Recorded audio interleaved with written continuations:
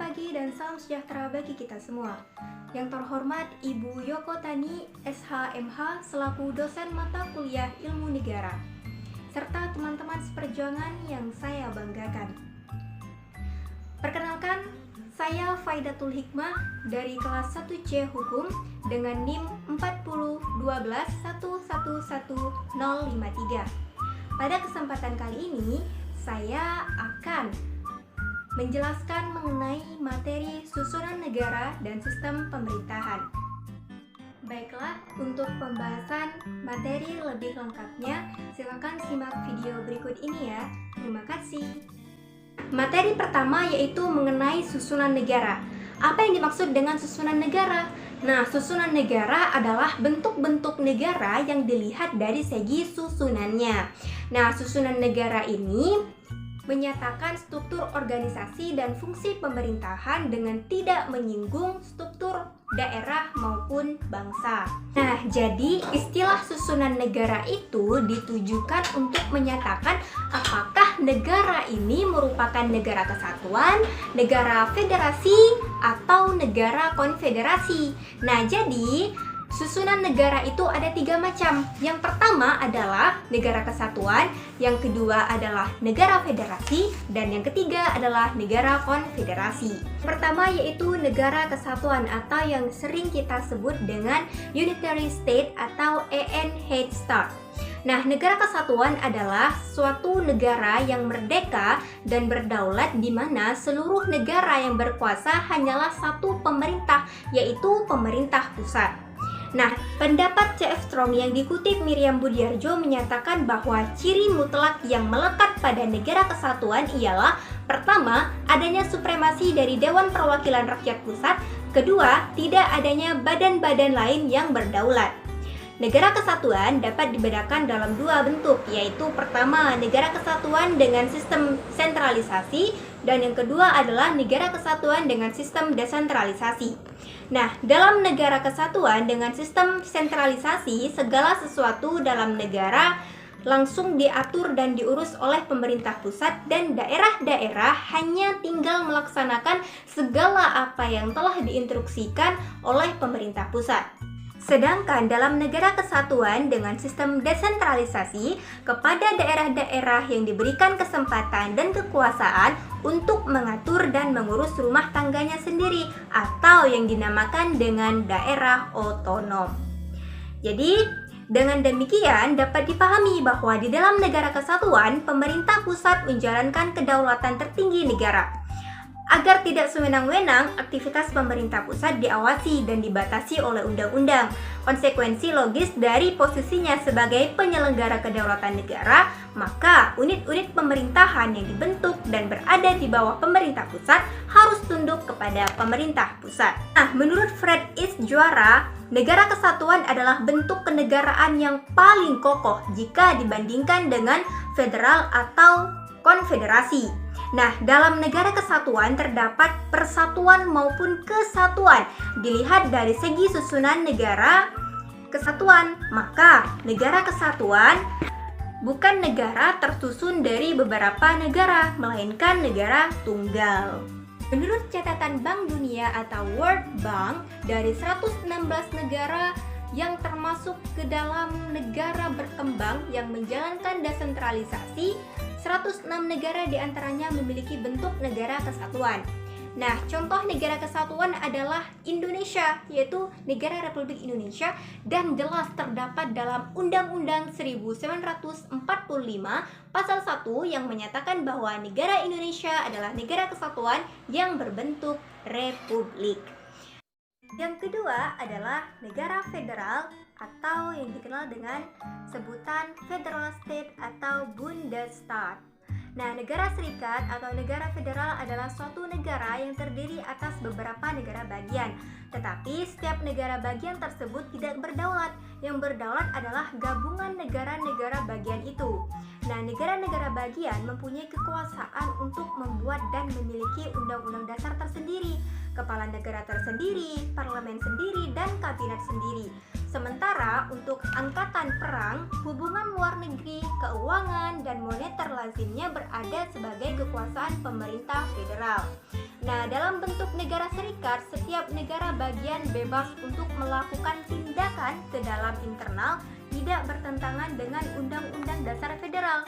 Nah, tindakan keluar khususnya dengan negara lain atau hubungan internasional hanya dapat dilakukan melalui atau oleh pemerintah federal.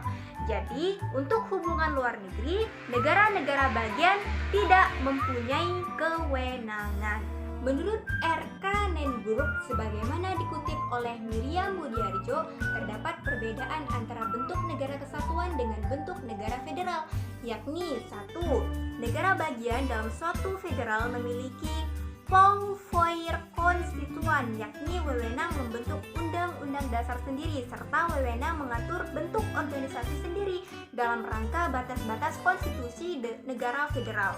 Nah, sedangkan dalam negara kesatuan, organisasi pemerintahan daerah secara garis besar telah ditetapkan oleh pembentukan undang-undang pusat. Kemudian yang kedua, dalam negara federal, wewenang membentuk undang-undang pusat untuk mengatur hal-hal tertentu telah terperinci satu persatu dalam konstitusi federal. Sedangkan dalam negara kesatuan, wewenang pembentukan undang-undang pusat ditetapkan dalam suatu rumusan umum dan wewenang pembentukan peraturan perundang-undangan di tingkat lokal tergantung pada badan pembentuk undang-undang pusat itu. Nah, menurut K.C. Weir, prinsip negara federal adalah bahwa kekuasaan dibagi sedemikian rupa sehingga pemerintah federal dan pemerintah negara bagian dalam bidang-bidang tertentu bebas satu sama lain dalam kewenangannya masing-masing. Misalnya dalam soal hubungan luar negeri dan soal mencetak uang, pemerintah federal sama sekali bebas dari campur tangan pemerintah negara bagian atau negara bagian harus tunduk pada kebijakan pemerintah federal. Nah, sedangkan masalah-masalah kebudayaan, kesehatan, dan sebagainya, pemerintah negara bagian misalnya bebas dari campur tangan pemerintah federal. Nah, tadi adalah merupakan perbedaannya. Kemudian persamaannya antara negara serikat atau federal dengan negara kesatuan atau United States. Yang pertama yaitu ada dua macam pembagian daerah atau wilayah. Kemudian yang kedua adalah ada dua macam pemerintahan. Nah, kemudian asal mula terbentuknya negara serikat atau federasi yaitu 1. Suatu negara yang merdeka dan berdaulat serta berdiri sendiri. Kedua, negara-negara tersebut menggabungkan diri dengan sebuah perjanjian dalam suatu negara serikat. Yang ketiga, maka negara-negara yang tadi akhirnya menjadi negara bagian. Kemudian yang keempat, negara bagian melepaskan sebagian kekuasaannya kepada negara serikat kepada demi sebuah limitatif. Disebut negara federasi karena kekuasaannya itu dibagi antara pusat dan daerah atau bagian dalam negara itu sedemikian rupa sehingga masing-masing daerah atau bagian dalam negara itu bebas dari campur tangan satu sama lain dari hubungannya sendiri-sendiri terhadap pusat. Nah, dengan demikian dalam negara federasi itu ada dua macam negara, yaitu negara federasi atau negara gabungan dan negara-negara bagian. Yang kedua yaitu dua macam pemerintah, yaitu pemerintah negara federal dan pemerintah negara-negara bagian. Ketiga, dua macam undang-undang dasar, yaitu undang-undang dasar negara federasi dari undang-undang dasar masing-masing negara bagian. Dan yang keempat yaitu negara di dalam negara, yaitu bahwa negara-negara bagian itu berada di dalam negara federasi. Nah, kemudian yang terakhir adalah dua macam urusan pemerintahan, yaitu urusan pemerintahan yang pokok-pokok dan yang berkaitan dengan kepentingan bersama negara-negara bagian. Nah, ada dua syarat terwujudnya negara federasi, yaitu harus ada semacam perasaan nasional, kemudian harus ada keinginan dari anggota-anggota kesatuan itu akan persatuan, bukan kesatuan. Dari uraian yang telah saya sampaikan, Nah, ada 3 ciri dari negara federal menurut C.F. Strong, yaitu: 1. Adanya supremasi daripada konstitusi di mana federasi itu terwujud. Kemudian yang kedua, adanya pembagian kekuasaan antara negara-negara federal dengan negara-negara bagian. Yang ketiga, adanya satu lembaga yang diberi wewenang untuk menyelesaikan suatu perselisihan antara pemerintah federal dengan pemerintah negara-negara bagian. Negara federasi ditandai adanya pemisahan kekuasaan negara antara pemerintahan nasional dengan unsur-unsur kesatuannya, negara bagian, provinsi, republik, kawasan, atau wilayah. Nah, pembagian kekuasaan ini dicantumkan ke dalam konstitusi atau undang-undang dasar. Sistem pemerintahan federasi sangat cocok untuk negara-negara yang memiliki kawasan geografis luas, keragaman budaya daerah tinggi, dan ketimpangan ekonomi cukup tajam. Nah, apakah ada perbedaan antara konfederasi dengan federasi? Ya, ada. Negara-negara yang menjadi anggota suatu konfederasi tetap merdeka sepenuhnya atau berdaulat. Sedangkan negara-negara yang tergabung ke dalam suatu federasi kehilangan kedaulatannya. Oleh sebab kedaulatan ini hanya ada di tangan pemerintahan federasi. Nah, di Amerika Serikat terdapat 50 negara bagian, semisal Alabama, New Hampshire, kemudian New Mexico, Maine, kemudian Utah, Wisconsin, kemudian South Dakota, Wyoming, West Virginia, Nevada, New Jersey, Florida, Hawaii, Alaska, New Mexico, California, Kansas, Phoenix, Nebraska, Pennsylvania, atau Texas. Nah, negara-negara bagian ini tidaklah berdaulat sendiri-sendiri, melainkan kedaulatan tersebut hanya ada di tangan pemerintah federasi yang dikenal sebagai United States of America atau Amerika Serikat dengan ibu kotanya di Washington, Distrik Columbia itu. Nah, dalam negara federasi, wewenang membentuk undang-undang pusat untuk mengatur hal-hal tertentu telah terperinci satu persatu dalam konstitusi federal. Sedangkan dalam negara kesatuan, wewenang pembentukan undang-undang pusat ditetapkan dalam suatu rumusan umum dan wewenang pembentukan undang-undang lokal tergantung pada badan pembentuk undang-undang pusat itu. Kemudian yang ketiga adalah negara perserikatan negara-negara atau negara konfederasi atau yang disebut dengan Confederation State atau Staatenbund. Nah, perserikatan negara-negara atau gabungan negara-negara atau negara konfederasi merupakan perserikatan atau persekutuan antar beberapa negara, dan setiap negara yang menjadi anggota persekutuan pada umumnya tetap merdeka dan berdaulat. Artinya, tetap merdeka dan berdaulat penuh. Persekutuan dibentuk karena ada kesamaan kepentingan atau karena dinamika sosial politik global. Nah, bentuk-bentuk konfederasi negara-negara antara lain: 1. Uni, Commonwealth atau negara-negara persemakmuran, kemudian Liga Arab, ASEAN, dan lain-lain. JCT Simorangkir dan Werjono Sastropronoto berpendapat bahwa Serikat Negara atau Staatenbund merupakan penggabungan negara-negara berdaulat, sehingga masing-masing negara yang bergabung tetap berdaulat penuh. Guna mempertahankan kemerdekaannya dan melaksanakan kepentingan luar negerinya, maka masing-masing negara yang tergabung dalam perserikatan negara-negara saling mengadakan perjanjian. Nah, gabungan ini dinamakan konfederasi. Segala isi perjanjian yang diciptakan mengikat semua negara yang tergabung, akan tetapi tidak mengikat penduduk masing-masing negara. Nah, salah satu contoh historis mengenai Staatenbund adalah Republik Persatuan Arab atau RPA, yakni serikat negara antara Mesir, Libya, dan Syria dalam rangka menghadapi Israel. Namun RPA ini bubar akibat ego dari masing-masing negara tersebut. Kemudian yaitu mengenai materi sistem pemerintahan. Nah, secara umum sistem pemerintahan itu ada 3 macam, yaitu sistem pemerintahan presidensil, kemudian sistem pemerintahan parlementer, kemudian yang ketiga adalah sistem pemerintahan campuran. Nah, yang pertama akan dibahas mengenai sistem pemerintahan presidensil. Pemerintahan presidensil: pemerintahan perwakilan rakyat yang representatif dengan sistem pemisahan kekuasaan secara tegas atau sistem presidensil. Nah, Pemisahan antara kekuasaan eksekutif dengan kekuasaan legislatif di sini diartikan bahwa kekuasaan eksekutif itu dipegang oleh suatu badan atau organ yang di dalam menjalankan tugas eksekutif itu tidak bertanggung jawab kepada Badan Perwakilan Rakyat. Nah, Badan Perwakilan Rakyat ini menurut ide Trias Politika, Montesquieu memegang kekuasaan legislatif. Jadi, bertugas membuat dan menentukan peraturan-peraturan hukum. Dengan demikian, sebagai juga halnya dengan anggota-anggota Badan Perwakilan Rakyat, pimpinan daripada badan eksekutif ini diserahkan kepada seseorang yang di dalam hal pertanggungjawabannya sifatnya sama dengan Badan Perwakilan Rakyat, yaitu bertanggung jawab langsung kepada rakyat. Jadi tidak usah melalui Badan Perwakilan Rakyat. Jadi kedudukan badan eksekutif adalah bebas dari Badan Perwakilan Rakyat. Jadi ciri-ciri dari sistem pemerintah presidensil adalah 1. Presiden sebagai kepala negara dan sebagai kepala pemerintahan. Kedua, presiden tidak dipilih oleh Badan Perwakilan tetapi oleh Dewan Pemilih dan belakangan peranan Dewan Pemilih tidak tampak lagi.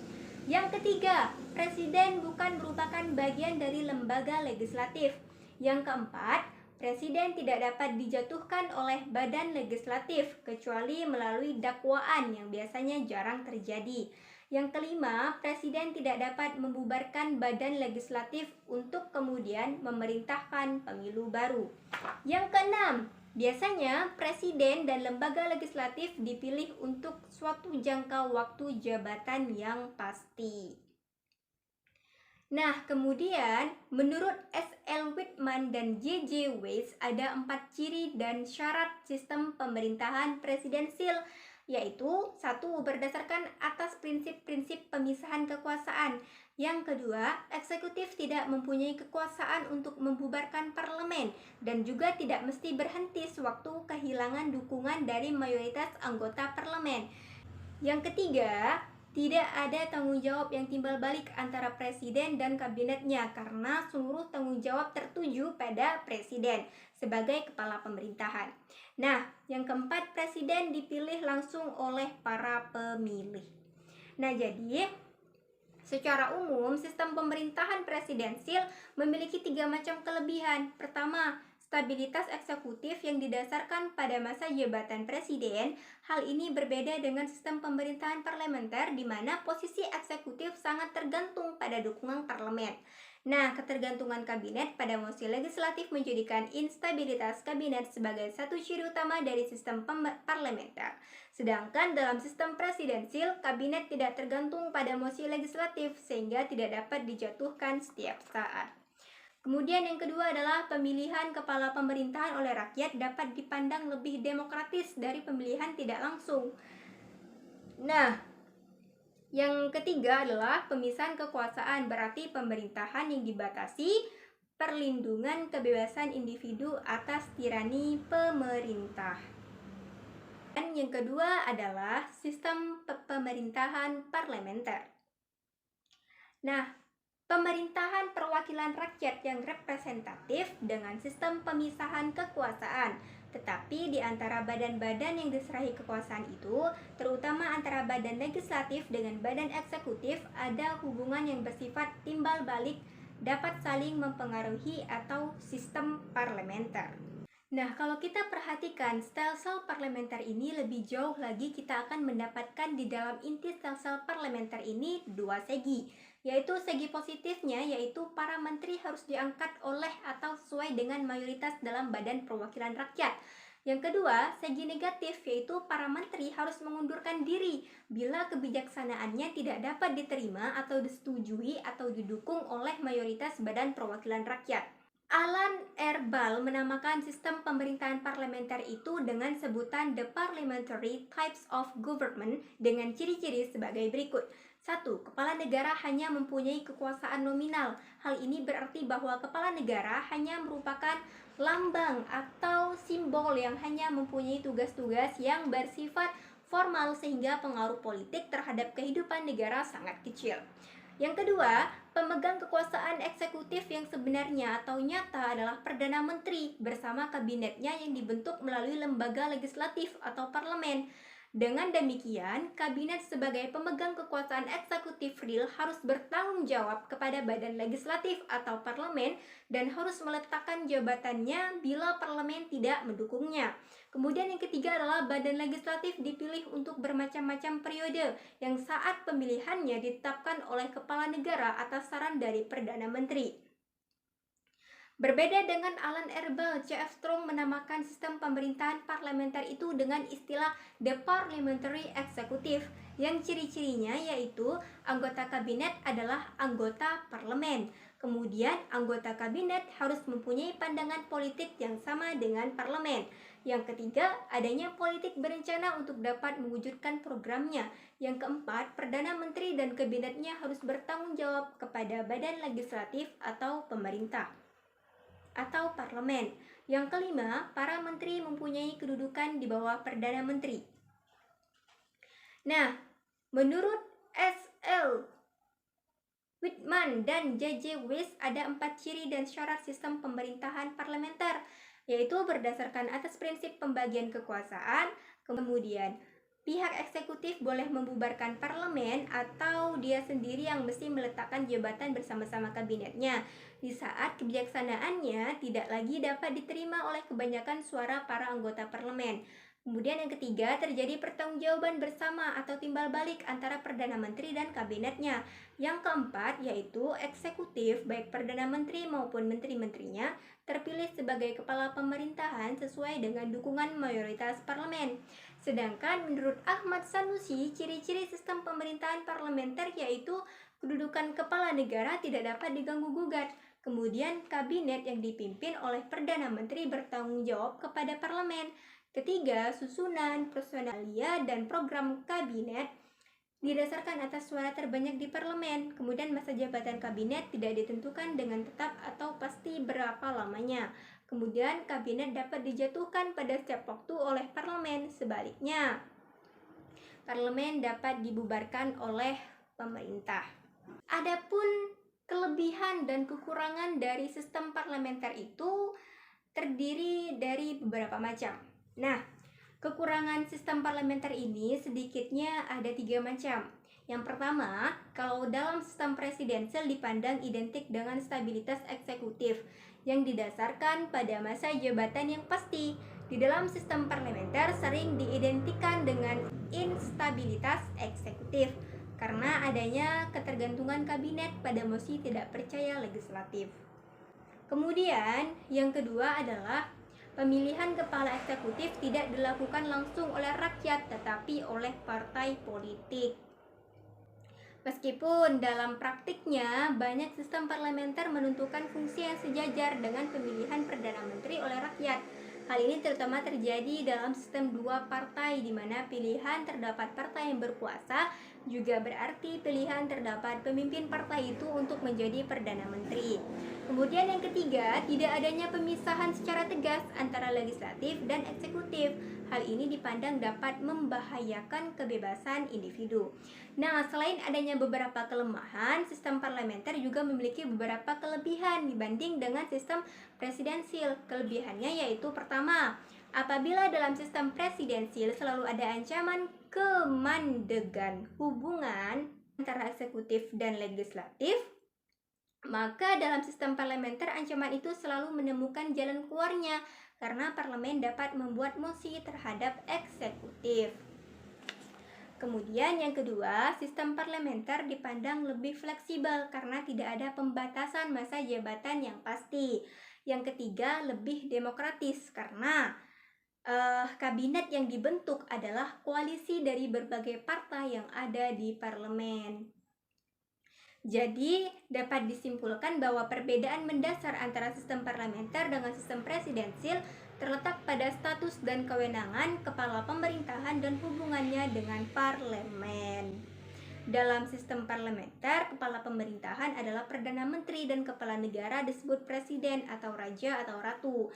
Nah, Perdana Menteri memimpin kabinet dan memikul tanggung jawab sepenuhnya sebagai pemimpin lembaga eksekutif.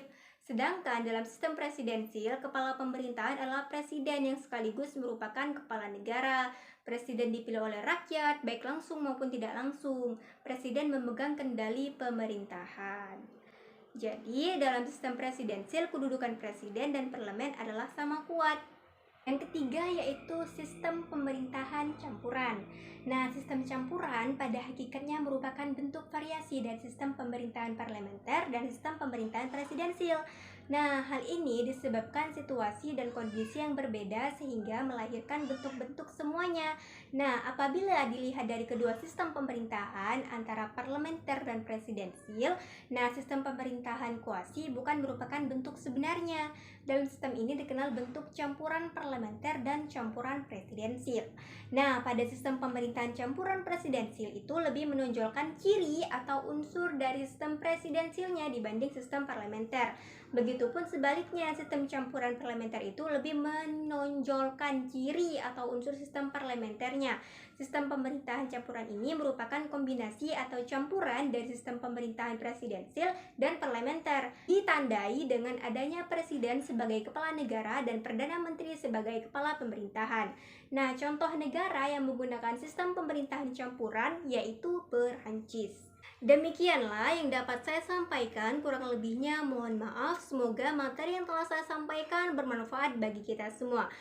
Akhirul kalam, wabillahi taufiq wal hidayah, wassalamualaikum warahmatullahi wabarakatuh. Baiklah, demikian yang dapat saya sampaikan mengenai penjelasan pembahasan tentang materi susunan negara dan sistem pemerintahan. Kurang lebihnya mohon maaf apabila dalam penyampaian materi ada kata-kata yang kurang berkenan. Akhirul kalam, wabillahi taufiq wal hidayah, wassalamualaikum warahmatullahi wabarakatuh. Semoga materi yang telah saya sampaikan bermanfaat bagi kita semua. Atas perhatiannya, saya ucapkan terima kasih.